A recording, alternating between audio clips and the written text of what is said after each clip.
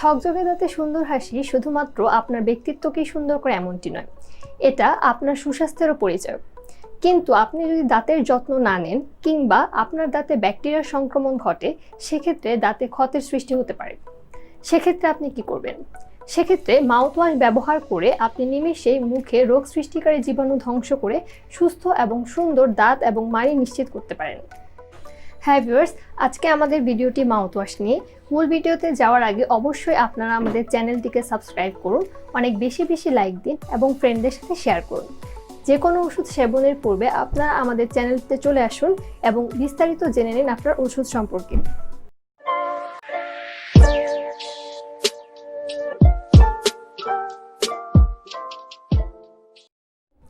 বাংলাদেশের বাজারে বিভিন্ন ধরনের মাউথওয়াশ রয়েছে, তবে আমরা আজকে কথা বলবো স্কয়ার ফার্মাসিউটিক্যালসের ওরোপ্লাস মাউথওয়াশটি নিয়ে। এটা অরিয়ন ফার্মা ওরালিস নামে বাজারজাত করে থাকে। এই ওরোপ্লাস মাউথওয়াশটির দুটি প্যাকেজ রয়েছে, একটি 120 মিলিলিটার এবং অপরটি 250 মিলিলিটার।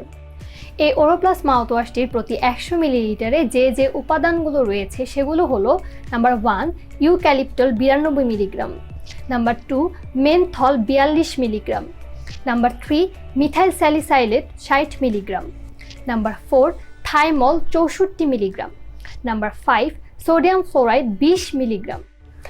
এখন আসুন জেনে নেই এই মাউথওয়াশের অ্যাডভান্টেজেস বা সুবিধাগুলো কী কী। নাম্বার 1, এটা আমাদের দাঁতকে পরিষ্কার এবং উজ্জ্বল করতে সাহায্য করে। নাম্বার 2, এটা মুখের দুর্গন্ধের বিরুদ্ধে কাজ করে।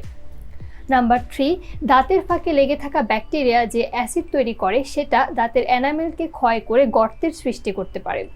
এটাকে আমরা টুথ ডিকে বা ডেন্টাল ক্যাভিটি বলে থাকি। এই মাউথওয়াশ টুথ ডিকে বা ডেন্টাল ক্যাভিটি প্রতিরোধ করতে সাহায্য করে।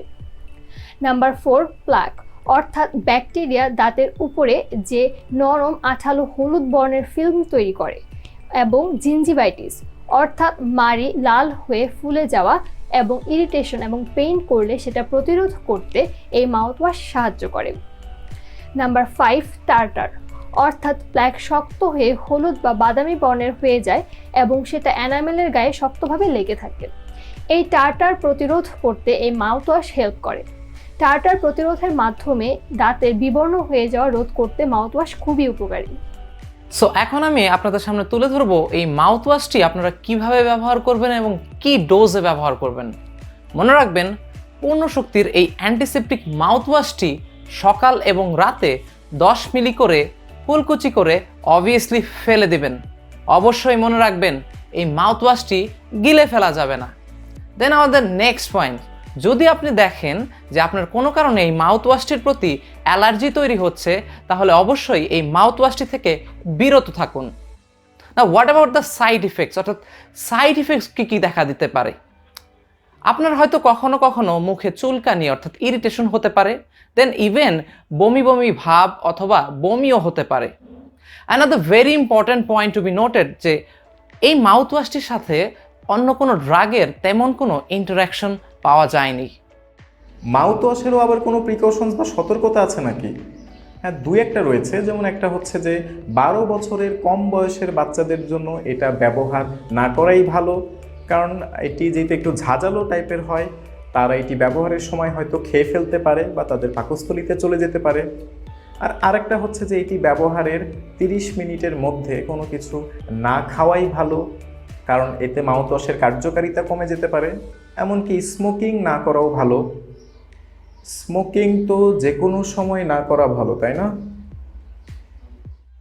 প্রেগনেন্সি এবং ল্যাকটেশনের সময় কি মাউথওয়াশ ব্যবহার করা যায়? হ্যাঁ, অবশ্যই যায়, সবসময় যায়। শুধু একটু খেয়াল রাখতে হবে যে এটি ব্যবহারে যদি কারো কোনো অ্যালার্জিক কোনো সমস্যা হয় বা যদি কোনো ইরিটেশন হয় ব্যবহারের পরে, তাহলে এটা না ব্যবহার করেই ভালো। মাউথওয়াশ সংরক্ষণে কোনো সতর্কতা আছে? এটা যে কোনো জায়গায় সংরক্ষণ করা যায়, তবে সরাসরি সূর্যের আলো পড়ে এরকম জায়গায় না রাখাই ভালো। আর ঠান্ডা আবহাওয়ার সময় বা ঠান্ডা কোনো জায়গায় এটি রাখলে এটার যে সলিউশনটা, এটার যে দ্রবণটা, এটা ঘোলাটে হয়ে যেতে পারে বা একটু ঘোলা হয়ে যেতে পারে। তো ঘোলা হয়ে গেলেও এটা কোনো সমস্যা নয়, এটা ব্যবহার করা যাবে, এটা সম্পূর্ণ কার্যকারী থাকে, এটার যে অ্যান্টিসেপটিক বৈশিষ্ট্যগুলো সেগুলোও সম্পূর্ণ সঠিক থাকে।